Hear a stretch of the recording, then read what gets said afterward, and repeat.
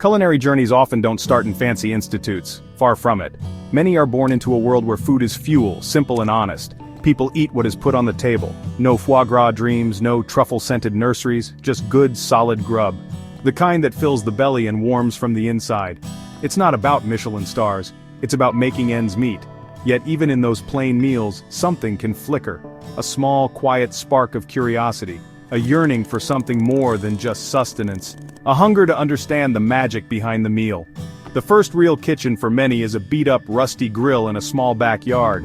The menu is often limited, charred burgers, black on the outside and raw within. Hot dogs that sometimes split open like alien creatures. Family pets often become the most loyal customers. They never complain, bless their furry, non-judgmental hearts. Lessons about heat are learned, mostly by burning things beyond recognition. Lessons about patience come the hard way, after another culinary disaster. It's a far cry from haute cuisine. It's messy, smoky, and full of mistakes. But every burnt offering, every failed experiment teaches something vital. There are often no grand plans for culinary school in those early days. The idea feels like a distant galaxy. There's just a raw need to make things, to create something tangible with one's own two hands. Food becomes the chosen medium. It's right there, accessible. Everyone understands hunger. Everyone understands the promise of a good meal, even if early attempts rarely deliver on that promise. Old cookbooks from thrift stores become treasures. Their pages are stained, corners dog-eared, filled with forgotten recipes. They are like ancient maps, leading to a world many desperately want to be a part of. The title chef seems reserved for a different breed of human. People with fancy connections, people with pedigrees, people with actual money. Many start as neighborhood kids, mucking about with cheap ingredients. But the pull towards the kitchen, towards food, is undeniable. The sound of onions hitting a hot pan, a symphony of sizzles.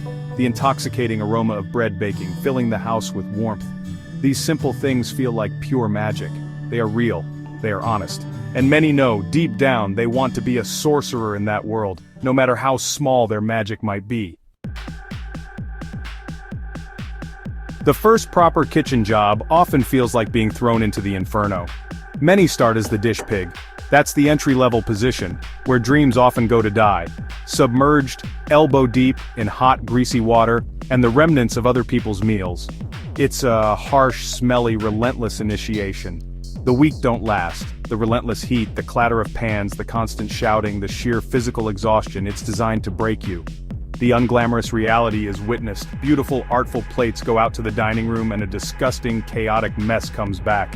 Humility isn't taught, it's beaten into you. The hours are pure brutality.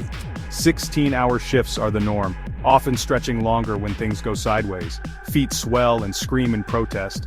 Backs ache with a deep, persistent throb. Survival often depends on a diet of stale coffee, nicotine, and raw adrenaline. Self-doubt becomes a constant, unwelcome companion. Am I really built for this? Is a common whisper in the lonely pre-dawn hours. Many nights the answer feels like a deafening no. But then, somehow, morning arrives. And the weary body is dragged back into the fray, because a stubborn, illogical part refuses to surrender. What keeps one going? Passion. That's the only word for it. It's not about chasing fame or fortune, especially not in those early grinding years. It's about the food itself. The intricate process of transformation.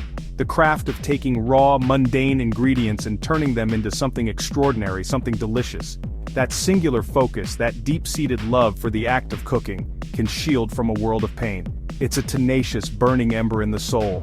It quietly urges, keep pushing. One more ticket. One more service. One more perfect dish. In the middle of the kitchen chaos, it's the only thing that truly makes sense. Failures are plentiful. Oh, so many failures. Soups that taste like sadness and dishwater, sauces that curdle and break hearts, expensive cuts of meat cooked until they resemble shoe leather. Each mistake feels like a personal failing, a punch to the gut, but learning is essential, it has to be. The alternative is to pack the knives and walk away. The professional kitchen is an unforgiving teacher. It doesn't offer gentle encouragement, it demands precision and constant improvement, and slowly, painstakingly, after countless errors, a few things begin to go right. The small victories taste incredibly sweet. A significant turning point often arrives in the form of a mentor. These mentors can be old school, tough as a $2 steak, with a temper that could curdle milk. They see potential in their protégés, even if it's not immediately apparent. Sometimes it's just about finding someone who shows up on time and has resilience. Mentors can be harsh, they yell, they curse. Occasionally they might even throw a pan or two for dramatic effect, but beneath that gruff exterior they are teachers. They drill into their students the fundamentals, classic technique, unwavering respect for ingredients, the sacred discipline of the kitchen line. Praise from such mentors is rare, but a curt nod can feel like winning a medal. They are the ones who give aspiring chefs a real shot. They pull their students from the dish pit's murky depths. First, it might be prepping vegetables, endless mountains of mirepoix. Then, they might graduate to the garde manger station, handling cold appetizers and salads. Each promotion feels like conquering a new summit. Mentors push their students relentlessly, harder than they ever thought they could endure. There are countless days when students fantasize about walking out, about telling their mentors exactly where they can shove their perfectly tourné potatoes.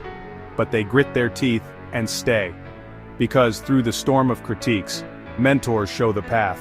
Many chefs never forget their first solo service on a busy station. The feeling is pure, unadulterated terror, quickly followed by a surge of raw adrenaline.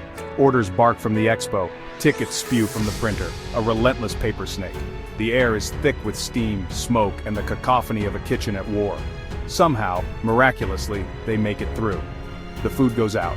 It isn't flawless, not by a long shot, but it is decent. It is honest. At the end of that grueling night, a simple grunt of approval from a mentor can feel like a 5-star review. It feels like surviving a battle. Another crucial moment can come from a small, local cooking competition, entering on a complete whim with zero expectations, cooking food that is close to the heart, simple dishes executed with techniques learned through blood, sweat, and burns, techniques taught the hard way. Against all odds, against chefs with more experience and fancier pedigrees, sometimes they win. It might not be a James Beard Award, it probably doesn't make a ripple in the wider culinary world, but for the individual in that moment, it is everything. It is a sign. A whisper of validation that maybe, just maybe, this crazy masochistic path isn't so crazy after all. These moments and mentors shape the culinary journey, making it all worthwhile. Today, the landscape of the culinary world looks different. Many chefs now own their own restaurants. These establishments may not be sprawling empires with white tablecloths or snooty sommeliers, but they are cherished. Every tile, every burner, every scar on the prep tables tells a story of struggle and perseverance. Critics have been kind mostly. More importantly, people come. They fill the seats.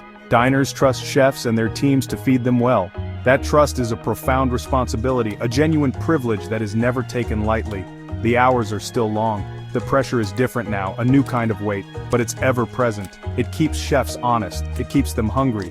Many chefs look back at their early days, charring burgers on a rusty grill. They think about the terrified dish pig, wondering if they'd make it through another shift. They barely recognize that person, and yet, that person is still part of them. That curiosity, that raw hunger still burns inside. This journey changes a person. It has to. It strips away the pretense, the illusions, the bullshit.